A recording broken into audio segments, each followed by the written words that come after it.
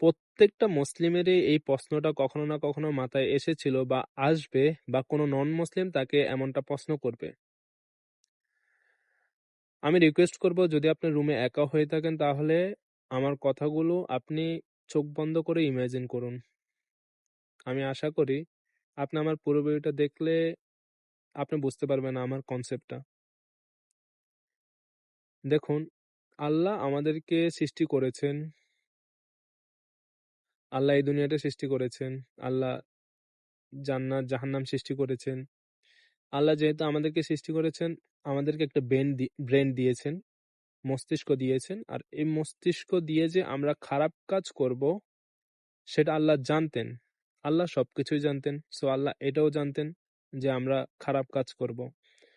তো অনেক ভাইয়ের এমনটা প্রশ্ন হতে পারে যে আল্লাহ তাআলা আমাদেরকে এমন মস্তিষ্ক কেন দিলেন যে মস্তিষ্কের মাধ্যমে আমরা খারাপ কাজ করব, ভুল কাজ করব, আর এর বিনিময়ে আমাদেরকে জাহান্নামে যেতে হবে। আল্লাহ যদি আমাদেরকে এমন একটা মস্তিষ্ক দিতেন যে মস্তিষ্কে আমরা ভুল করব না, আমরা খারাপ কিছু করব না, তাহলে তো আমরা জাহান্নামে যাওয়া লাগতো না, আল্লাহকেও জাহান্নাম তৈরি করা লাগতো না, আমরা সবাই জান্নাতে যেতাম। এখন আল্লাহ জানে যে আমরা সবাই আল্লাহর দিকে দৌড়াবো, এন্ড এর মাঝে আমরা হোঁচট খাবো, পড়বো শতবার হাজারবার। এন্ড আল্লাহ এটাও জানতেন যে হোঁচট খাওয়ার পর নিচে পড়ার পর আমরা নিজের পায়ে উঠে দাঁড়াবো, এরপর আমরা আবার আল্লাহর দিকে দৌড়াবো। এন্ড আল্লাহ এটাও জানতেন, তাই না? এখন যে মানুষগুলো পড়ার পর উঠে দাঁড়াবে, এরপর আল্লাহর কাছে যাবে, যারা আল্লাহর কাছে যেতে পারবে তারা অবশ্যই পুরস্কার স্বরূপ জান্নাত পাবে। আর যারা পড়ার পর উঠে দাঁড়াবে না, তারা তার বিপরীত শাস্তি স্বরূপ জাহান্নাম। রাইট?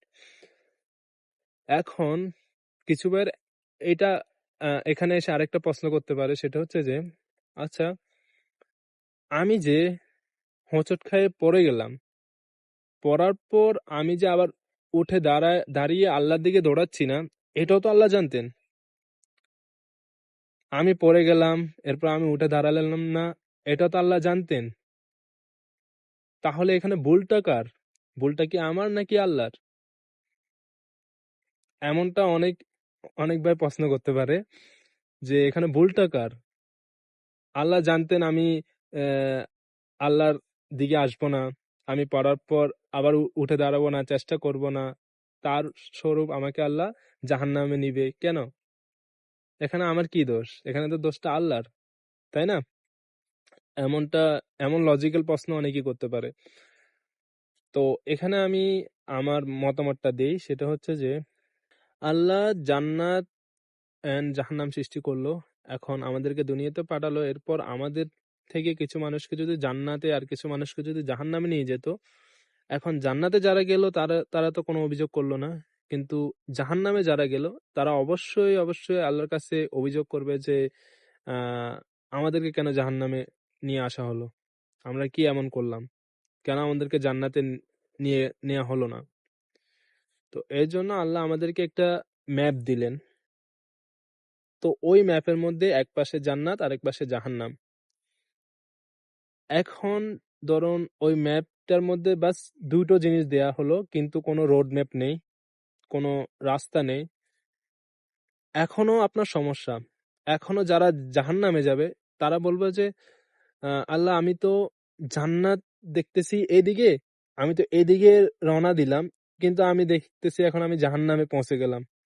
হ্যাঁ, আপনি তো আমাদেরকে একটা ম্যাপ দিলেন, ওই ম্যাপ অনুযায়ী তো আমি আসার চেষ্টা করলাম, কিন্তু আমি তো অন্যদিকে চলে আসলাম, এখানে তো আমার কোনো দোষ নেই। কিছু মানুষ এমনটা করবে। আর আল্লাহ তো ভালো করেই জানেন যে আমি যদি ওই ম্যাপের মধ্যে রোডও নকশা করে দেই, তারপরেও ওই মানুষটা জাহান্নামে যাবে, এটা তো আল্লাহ জানতেন। এখন আল্লাহ কি করলো, ওই যে জান্নাত জাহান্নাম দিল, ওইগুলোর মধ্যে আল্লাহ রাস্তা দিয়ে দিল, ম্যাপ দিয়ে দিল। আল্লাহ বলল, কিছু রুলস দিল কিছু, তো বললো যে এই রাস্তাগুলো দিয়ে হাঁটলে আপনি জান্নাতে যেতে পারবেন, এই রাস্তাগুলো দিয়ে হাঁটলে আপনি জাহান্নামে যেতে পারবেন, জাহান্নামে যাবেন।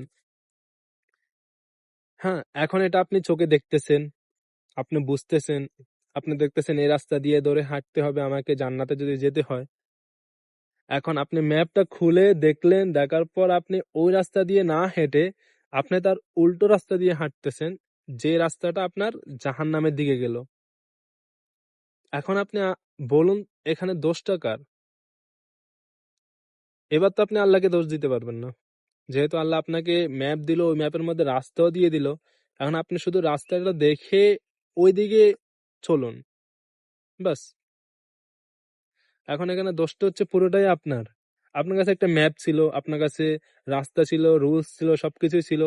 হ্যাঁ, আপনি কিন্তু উল্টা রাস্তা দিয়ে হেঁটে আপনি ম্যাপের দোষ দিলে তো হবে না, আপনি আল্লাহর দোষ দিলে তো হবে না।